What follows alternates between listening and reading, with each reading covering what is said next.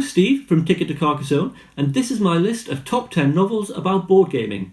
Now, coming up with this list was a little bit tricky because there are not many novels about board games out there, so I've had to stretch the definition of board game quite a few times, as well as the definition of novel.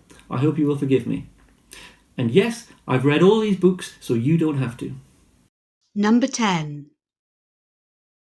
At number 10 is a book that is currently out of print, but easy enough to find on the second-hand market. It's a 1980s young adult novel with the unpromising title Interstellar Pig.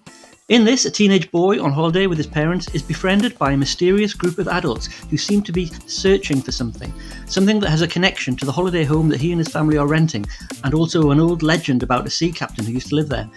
It's quite a cute little mystery. It'll keep you guessing for a while, as long as you don't read the Amazon reviews, that is, where they give it all away. Now, as well as looking for something, this group also seem to be obsessed with an elaborate board game called Interstellar Pig, which might just be more than it appears to be.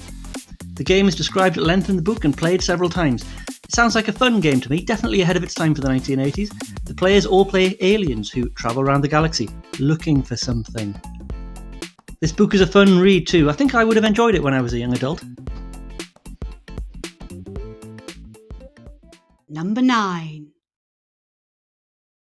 At number 9 is another 1980s young adult book, but one with a more mature and mystical tone, and one that I, as a not-so-young adult, really enjoyed. To be honest, I wasn't entirely sure what the word mystical actually meant until I read this book, but after reading it, I think I have a pretty good idea now, and I like it. Albion's Dream has a setup which feels not entirely unfamiliar. A 12-year-old boy discovers a strange homemade board game and decides to play it. He notices that the characters in the game correspond to characters in his real life, in his 1950s boarding school in fact, and the game seems to be influencing their behaviour. Before long, there's a battle going on between good and evil, and our hero is caught in the middle of it. Number 8.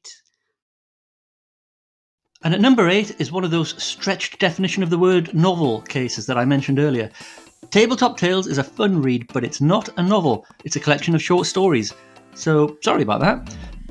Except I'm not sorry at all. I have to include Tabletop Tales because these are 10 entertaining stories written by gamers for gamers, and they are mostly themed around games like Ticket to Ride, Carcassonne and Takenoko, as well as Eurogames, RPGs, hidden role games and war games.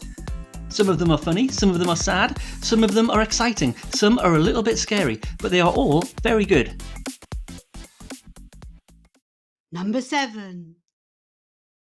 There have been a few board games that have been inspired by books, like Fury of Dracula, Game of Thrones, and Twilight Struggle. My personal favourite book-game combination, though, is Pillars of the Earth. This is a great historical epic by Ken Follett about the building of a cathedral in 12th century England, and it's far more entertaining than I'm making it sound. The board game that was inspired by it is also called Pillars of the Earth, and it's one of those early, classic worker placement games about the building of a cathedral in 12th century England, and is also far more entertaining than I'm making it sound. Pillars of the Earth is a hugely enjoyable novel, and I want to recommend it to you, but I'm sorry I cannot include it in this list because it's not a board game novel, because the book was written before the game was created. If only there was a good book that was inspired by a game rather than the other way around. Wait a minute, there is one! My number 7 choice is Settlers of Catan. The board game Settlers of Catan was the very first smash hit Eurogame back in 1995, and the success of that game kickstarted the whole board gaming hobby in the UK and the USA. It's sold well over 20 million copies and been translated into more than 30 languages, which coincidentally is exactly the number of languages that I can actually name. If I'm allowed to include Klingon, that is, and Elvish.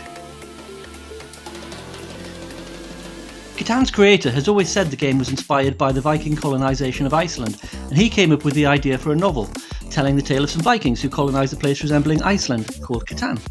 He proposed the idea to the German novelist Rebecca Gablé, and she wrote the book The Settlers of Catan in 2003. It was translated very nicely into English in 2011, and if you like big historical novels, this is a good one, with the added bonus of having fun spotting references to the game. Number 6. Whodunits are great, aren't they? They're puzzles, games even, and novels at the same time. Maybe you could make the case that all whodunits are game novels and therefore eligible for this top 10. It would certainly make it easier for me to find 10 great books for this list if I thought I could get away with that.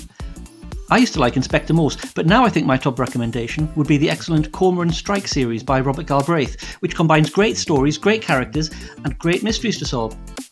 Sadly though, I think including all whodunits would be stretching the definitions for this list a little bit too far, so I won't do that. So let's just pretend this Robert Galbraith recommendation didn't happen, shall we? The good news though is that there is a classic whodunit which is based on a tabletop game. Cards on the Table by Agatha Christie is a Hercule Poirot adventure where a murder occurs during a game of bridge. Now I love Agatha Christie and I read dozens of her books in my teenage years. Some of them are fantastic, some of them not so much.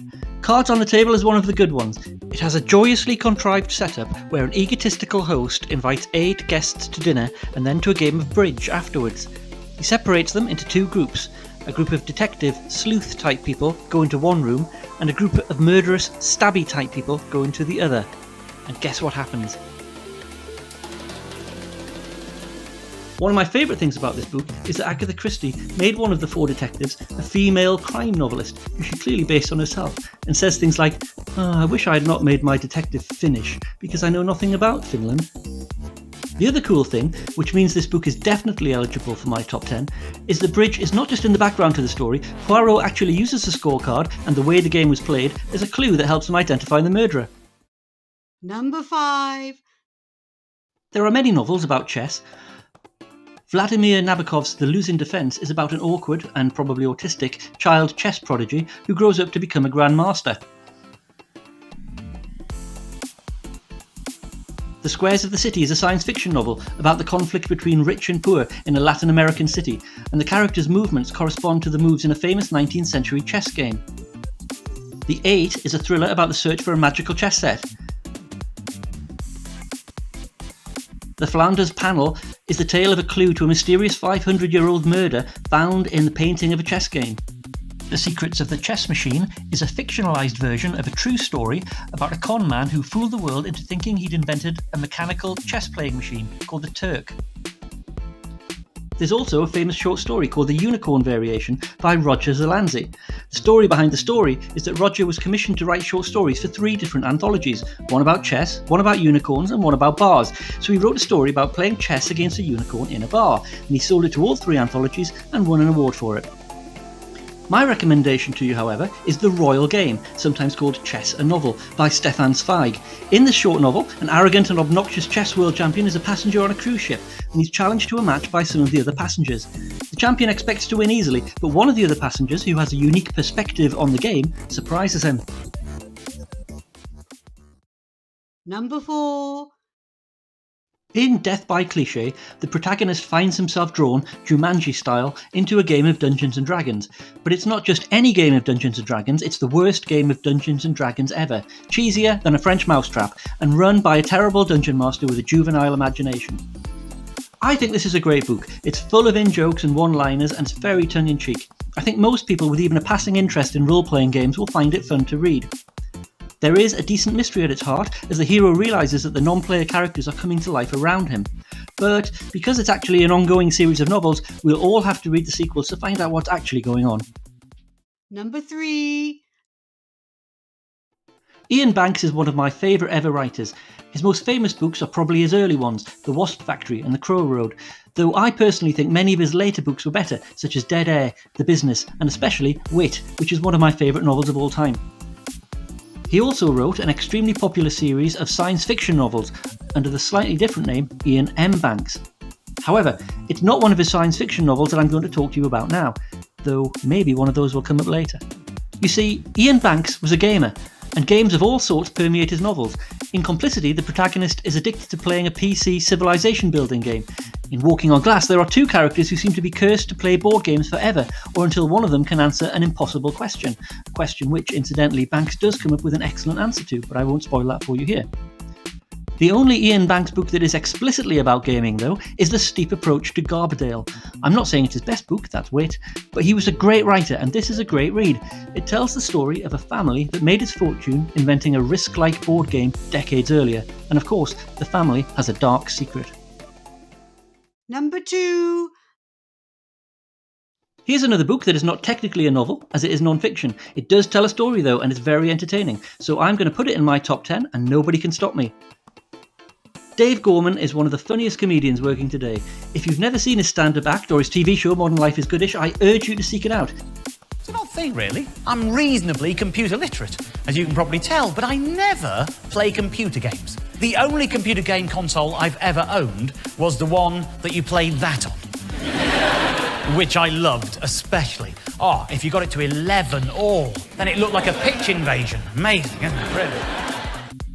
He's also written a number of highly entertaining books based on unusual real-life challenges he sets himself, such as Are You Dave Gorman?, where he travelled the world meeting other people called Dave Gorman, and America Unchained, where he attempted to travel across America using only independent hotels and retailers.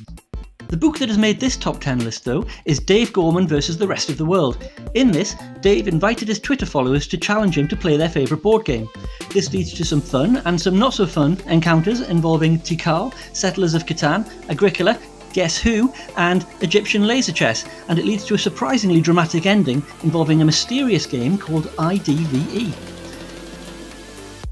Dave, if you're watching this, please consider yourself invited to my house for a game anytime you like. Have you ever played Hanamakoji? Just before I reveal my number one choice, here are a few more books that did not make the top 10 because they are definitely not novels. They are non-fiction books, but they are about board gaming, and they're all very good, and I think you'll enjoy them anyway. First is The Civilized Guide to Tabletop Gaming. This is an etiquette guide really, but it's an entertaining read. It's aimed mainly at people who play at clubs and conventions. Secondly, Ticket to Carcassonne. This is a very funny book. It's an introduction to the board gaming hobby. Covers all the main genres. It starts with gateway games and then Euro games, RPGs, war games. It's a very fun read written by an enthusiastic gamer with an excellent sense of humour. And finally, the Tabletop Gaming Manual. This is a gorgeous coffee table book full of beautiful photographs. And it's a well-researched and well-written history of board gaming. Hang on, Dad. Isn't this the book you wrote? Shh. Number 1. And at number 1, it's Ian Banks again, except it's Ian M. Banks this time. The Player of Games is the second novel in Ian's Culture science fiction series. You really do not need to read the first one, consider Flaybas though, as it's set hundreds of years earlier and does not have any of the same characters in it. The protagonist in The Player of Games is Gergely, a champion gamer, who is sent as an ambassador to a distant planet where the entire civilization revolves around playing a board game called Azad. On this world, everybody's position in society is determined by how well they play that game, so if Gergely does well at the game, how will the locals react? This is the story of a man who went far away for a long time, just to play a game. The man is a game player called Gergely. The story starts with a battle that is not a battle, and ends with a game that is not a game. Me? I'll tell you about me later. This is how the story begins. This is a great book. I liked it much better than Consider Flaybas, which I did read, even though you don't have to. And I'm so glad that The Player of Games exists, as it is the perfect number 1 for this top 10, and I recommend it to you unreservedly.